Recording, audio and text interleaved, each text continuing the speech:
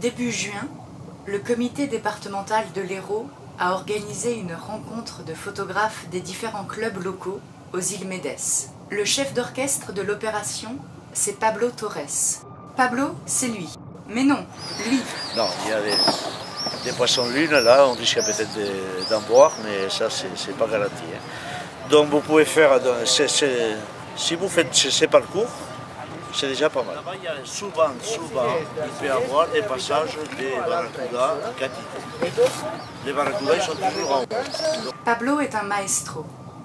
Passionné de plongée et de photos, il raconte volontiers ses aventures avec les pionniers et ses déboires avec les premières photos sous-marines. Un saut droit, premier réglage.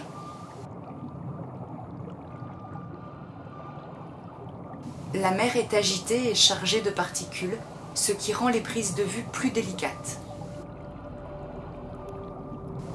Nous croisons un banc de saupe.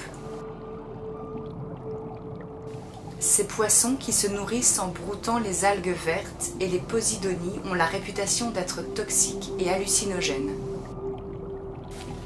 Les sars, des poissons curieux et un peu cabots, viennent se faire tirer le portrait. Et puis voici Zéni, le mérou. Poisson emblématique de la réserve des Médès et ami des plongeurs, c'est un animal débonnaire qui ne dédaigne pas s'approcher du photographe. Zéni sera notre guide pour la suite de la visite. Le mérou, comme beaucoup de poissons, change de sexe durant sa vie. Il est d'abord femelle et devient mâle. On dit qu'il est protogyne. Il se cache volontiers dans les trous et nous le suivons.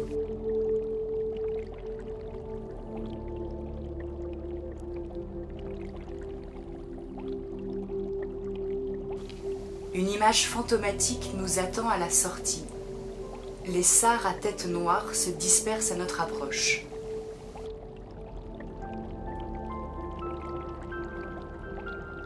Jean-Daniel, aux manettes d'un matériel vidéo impressionnant.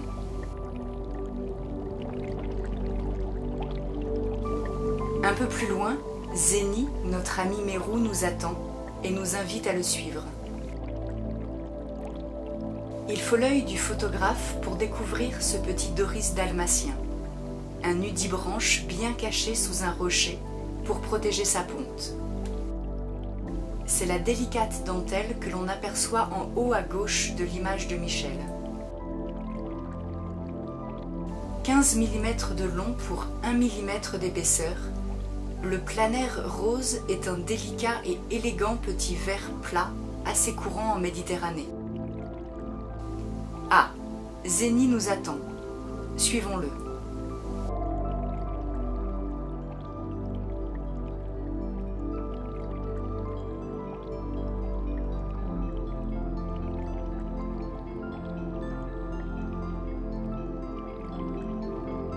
La murène est à l'affût.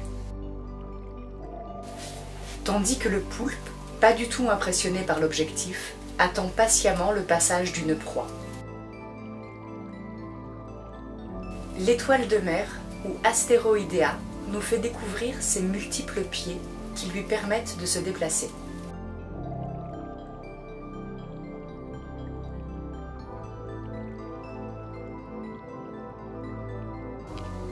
Nous nous retrouvons sur un tombant où foisonnent les gorgones.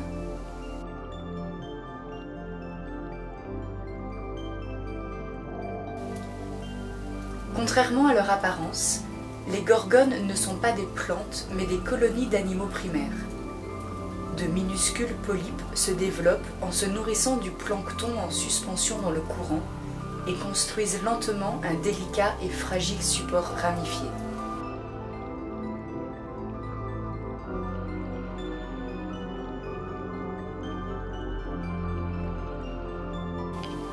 Une fois par an, un phénomène rarement observé, la reproduction des gorgones. Après fécondation, les colonies femelles libèrent leurs œufs dans un mucus qui se détache en filaments violacés.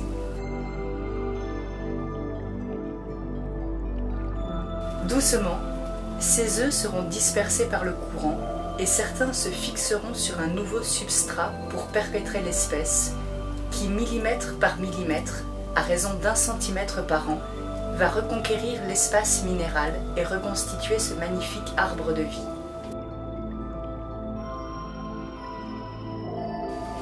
C'est en apprenant à observer attentivement la vie sous-marine que s'installe le plaisir du partage de la découverte, la passion et le respect de l'environnement marin qu'il est de notre devoir de protéger. Et puis, les belles histoires finissent souvent autour d'un verre pour souder l'amitié.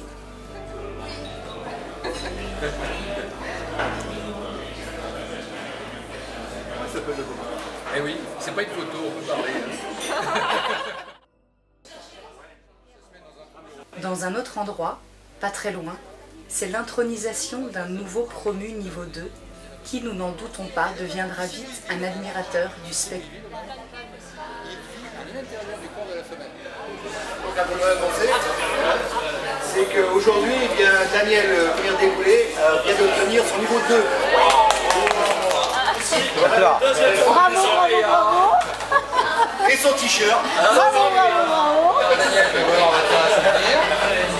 Ah, tu veux peut-être te poser, non? Parce que tu sais, j'ai...